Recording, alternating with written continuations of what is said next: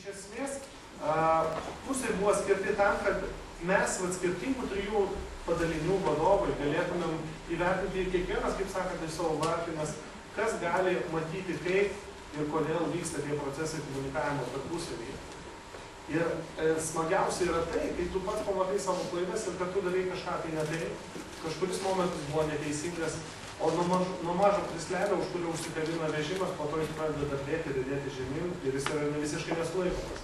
Arba iš kitos pusės, jeigu mesgi atradome tas bėdas ir mes žinome, jas galime įvardinti, jeigu, sakykime, aš nenusprendžiau kažko padaryti, matyti kažkas tai ir nukentės dėl to, arba kaip tik atvirkščiai kažkam bus gerai ir paslauga pagerės ir pacientas liks patenkintas dėl tos paslaugos.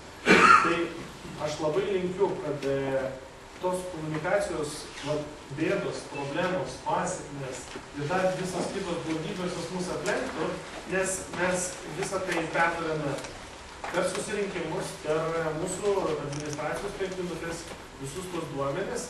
Ir aš manau, kad ta nauja schema, kurią mes kūrėme, visi trys susėdė, visas tas 4 sunkes dienas, iš tiesų darbingas labai dienas, išeis visiems į naudą.